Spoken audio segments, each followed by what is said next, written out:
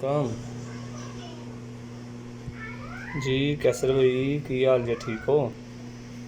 कैसर भैया कबूतर एक दा शौक करो माशाल्लाह सलेटी कबूतर पीली पलक दे विच तुसा वेखो जरा अख दा शौक करो जरा।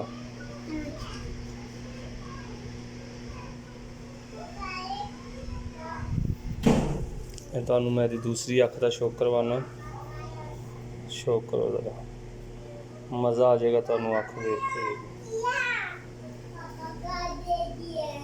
देखो जरा देखो सफ़ेद नोक है पीली पलक है ते माशाल्लाह पर ते कट्टे जे माशाल्लाह दी दूसरी तरफ दे पर जे वेखो दो ही पर जे ते बकाया कट्टिया जे दुम दा भी माशाल्लाह शौक करो तुसी देखो बंद दुम जे पैरां दा शौक करो देखो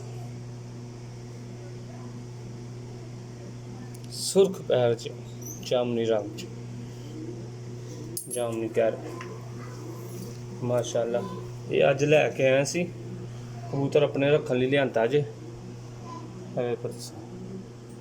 अपने रखन लई लिआंदा जे कबूतर माशाल्लाह ते मैं कहा चलो कैसर बनी शौक ही करा दी।